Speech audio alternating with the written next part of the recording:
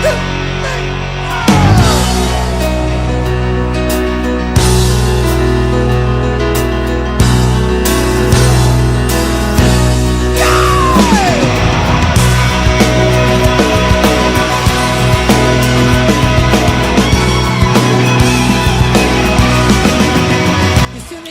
morning. Welcome back to the Broadcast Retirement Network. I'm Jeff Snyder. This is BRN Sunday for Sunday, October 16th, 2022. We've got members of the media, academia, financial services, and government standing by as we analyze all the news and events for the week. So sit back, relax, enjoy this episode of BRN Sunday.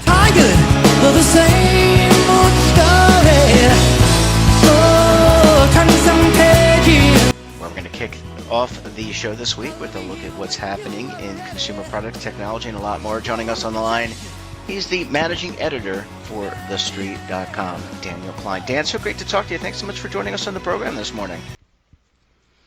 Good morning, Jeff. How are you? I'm doing quite well. Great to chat with you. Really appreciate you making a few moments for the network.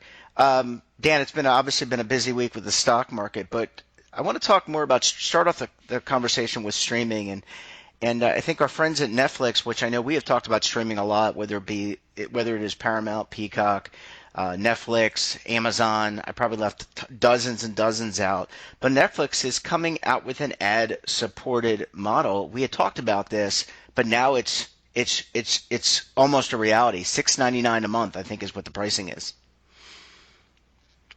Yeah, $6.99 a month.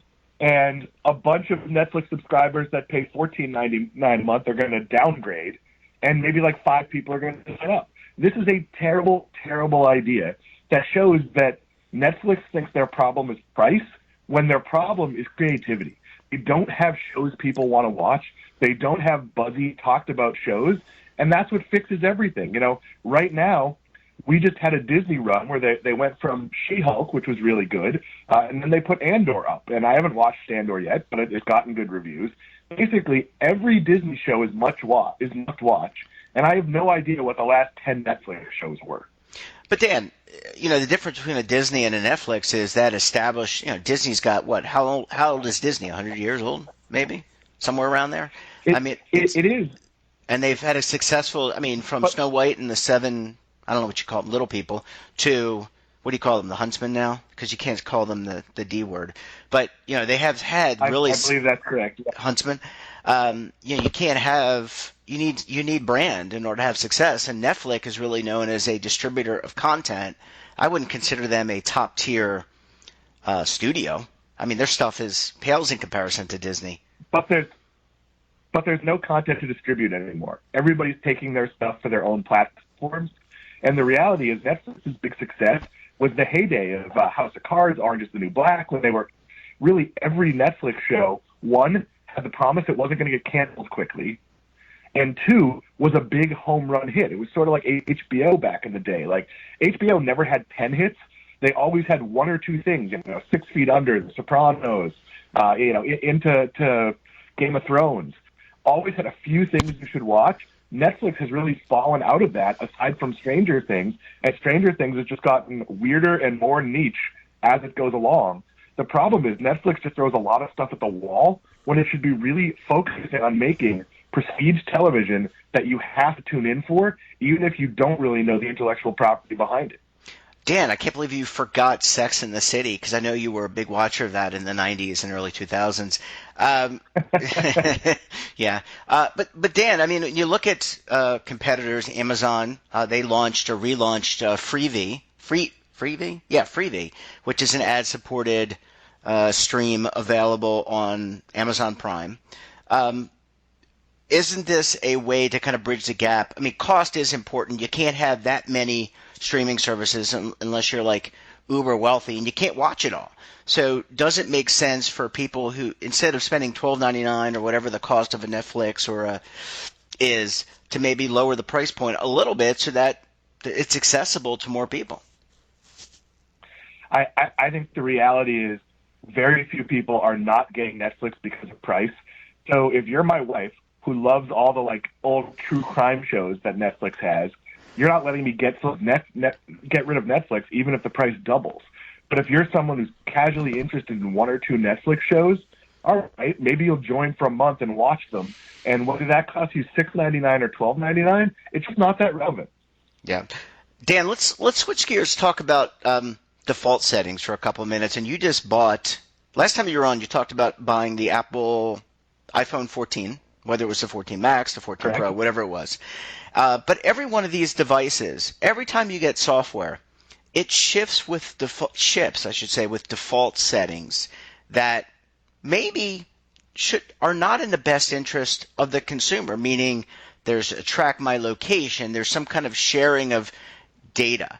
In your mind, how important is it for the consumer, someone like yourself who just bought the iPhone 14, to disable some of those quote-unquote default settings? I think it's less relevant with your iPhone 14 than it is with whatever sketchy apps you might be downloading in the Android store.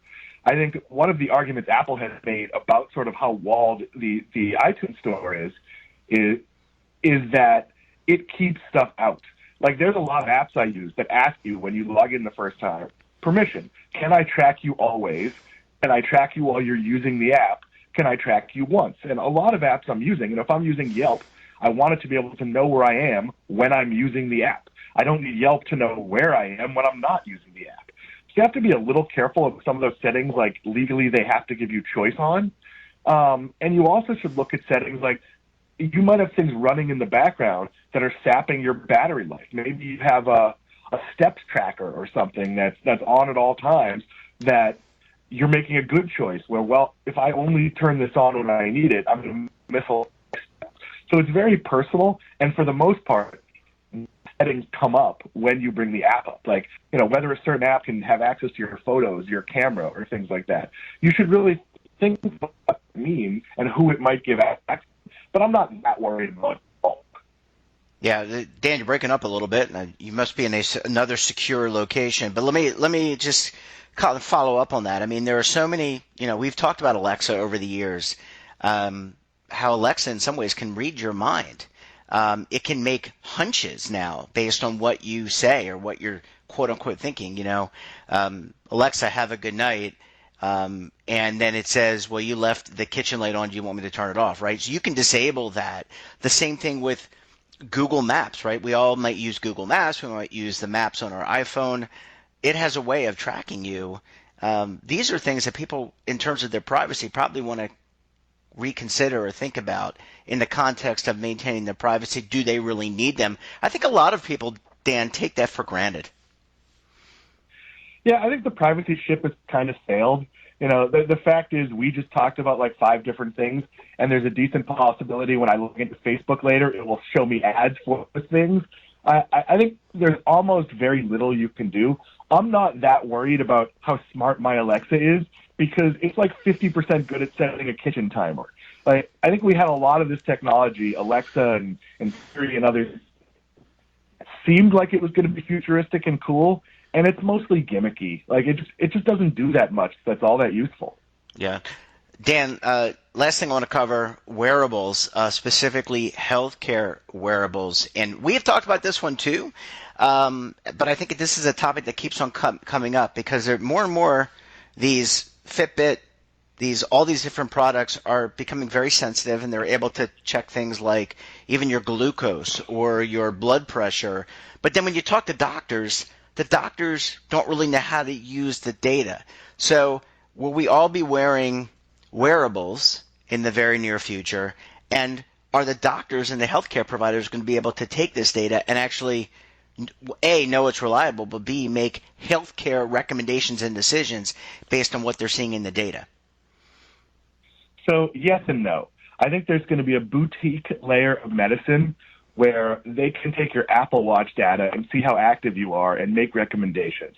On things like blood pressure and glucose levels, you have to realize that the standard for an actual medical device is much higher than the sort of for entertainment purposes of what we're tracking now with our Fitbits and Apple Watches and other things. So this will be useful information. There are lots of people that have, had their lives saved by their Apple Watch, seeing their heart rate spike or whatever. But these are not super accurate medical devices. You're not going to see, diabetics monitor their sugar levels with their watch yet, just because there's a very high standard to get these things approved. So I do think medicine will be more accepting of some of this to track our behavior. Like, hey, good news, I see you're walking, an average of 8,000 steps a day. Could you get that up to 9? I think there will be some high-end medicine that deals with that. But for the most part, these are tools for you to use. Like, I use my Apple Watch to see, hey, am I moving enough? Am I doing enough? Did I stand up in time? And that's sort of personal tracking. I think the reality is most doctors are not yet set up to deal with any of this. You go for your physical, what do you get, 10 minutes, 15 minutes? You're going to go through your digital records. But I think there will be tools and more ability for them to parse that. But it's medicine. It's going to take years, not months. Yeah, and I kind of liken it to the financial services industry. There's a lot of data out there for participants, for employees, based on how they're investing. Data's out there for the financial professional to put together a customized plan.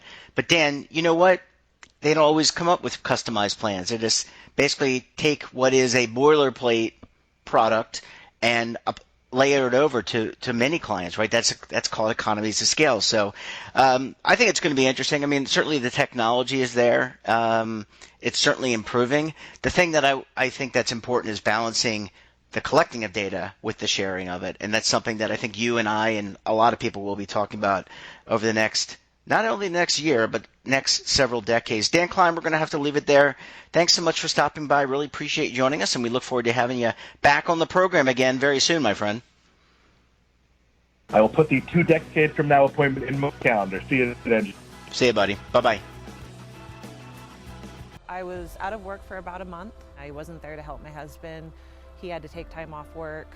I have health insurance, but it doesn't cover everything. The Aflac policy helped me while I was out of work simply because it took the stress and the worry off. Aflac helped with copays, deductibles, and a lot of the upfront expenses. The Aflac insurance helped relieve my family's financial stress. Welcome back. We're going to wrap up the show with a look at what's happening on Capitol Hill in terms of litigation, regulation, and legislation. Joining us on the line, you know them as the Legal Eagles, but we also know them individually as Kevin Walsh, David Levin. Both are principals with Groom Law Group. That's an employee benefits law firm based in Washington, D.C. Gentlemen, so great to have you. Thanks so much for joining us this morning. Jeff, it's great to be here on this Sunday morning, and we always like batting cleanups, so thanks for having us on. Absolutely. Kevin, I know you wanted to talk about ESG. I think the new rule is at OMB and some other things. So why don't you kick us off with what is top of mind for the Eagles? Wait. Top of the mind is, ESG, DEI at OMB. Yeah, I was going to start saying, Jeff, we need more acronyms today. I think the main problem with ERISA is that there aren't enough, acronyms and words made up of. Are you committing an acro sin and you're just using them too much? I might be. Yeah, so okay. I think the topic this week we're going to talk a little about is, environmental, social, and governance investing, and then, diversity, equity, and inclusion in the retirement space. Mm-hmm. And it's really coming up a bunch right now, and I'll shorten it to DEI and ESG going forward, but I feel like we wanted to define our terms before we get Kevin, give me deep in it. Kevin, I want the TLDR on this. Well, I think you'll have to listen to the rest of the segment, David. Okay. But so I think the key here is that both the Securities and Exchange Commission, the SEC, and the Employee Benefit Security Administration, EBSA, within the Department of Labor, DOL.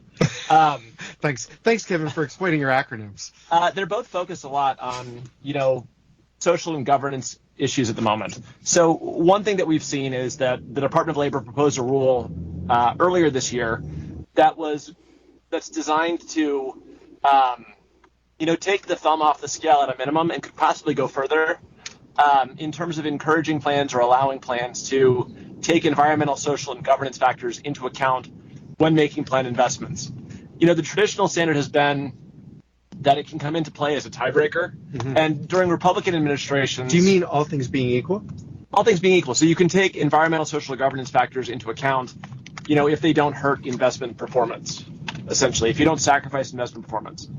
And for Republican administrations, there tends to be this belief that, if you're finding a tie economically, well, then dig deeper because you can break your ties without getting to these other factors.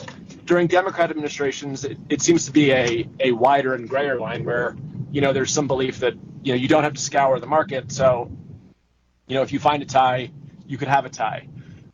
We'll have to see what they come out with. We know that traditionally the view has been there's been some reticence on the part of the Labor Department to allow folks to sacrifice investment return, because in a way, retirement is its own ESG goal, where we're trying to get Americans to a secure and dignified retirement. I have to debate with you, Kevin. I think some people would say there is no real sacrifice, because ESG could be in some ways an economic concept of its own, because there's long-term environmental, social, and governance implications that affect the value of your investment. Well, so David, I guess the counter to that would be that if we're taking those factors into account, we're saying they're going to have an economic impact, then we don't need to consider them separately.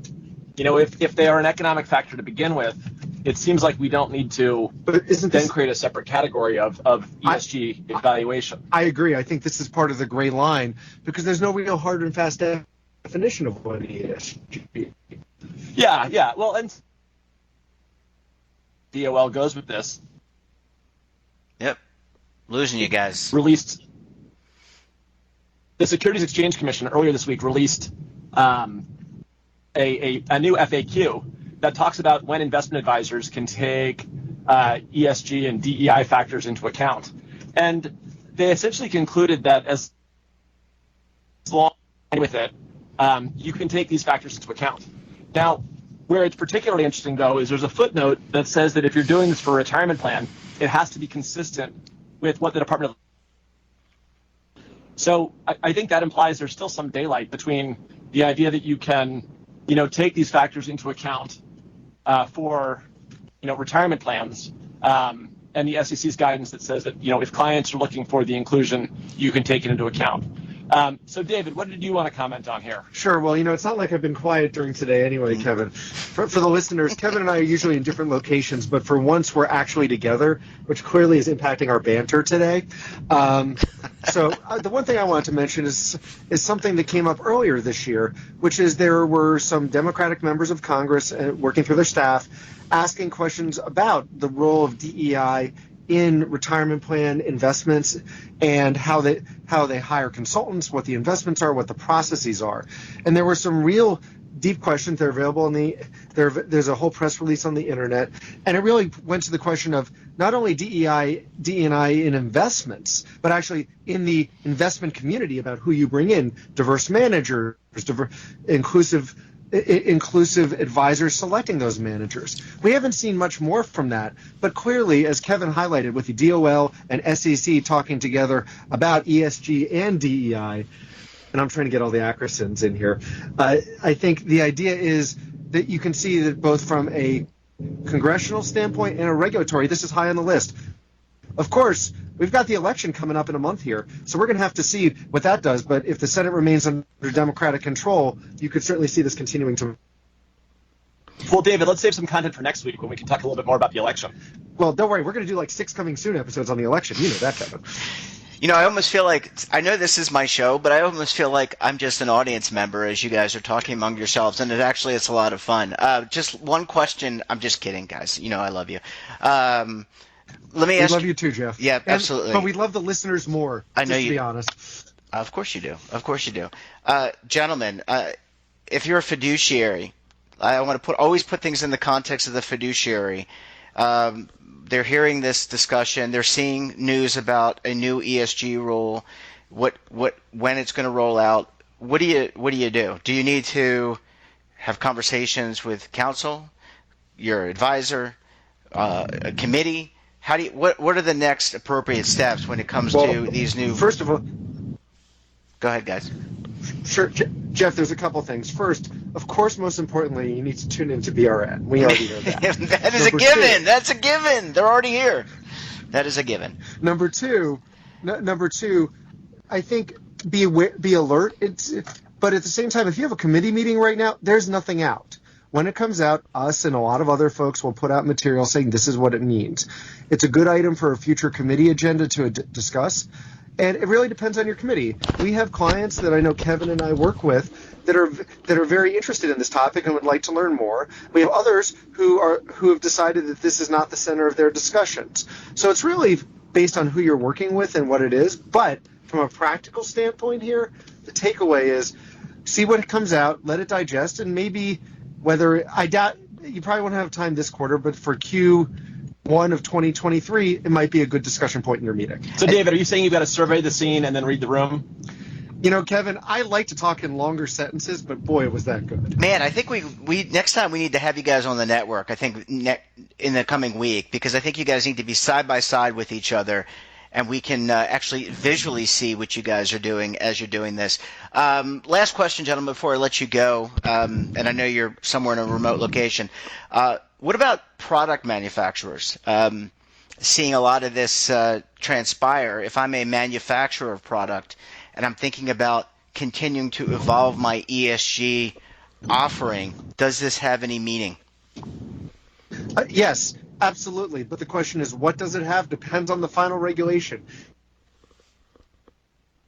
Yes, very. Another segment to talk about that. Yeah, absolutely. Very good point. Well, gentlemen, I'm going to let you both go. Great talking with you. Thanks so much for stopping by the program, and we look forward to having you back on the program again very soon. Bye, gents.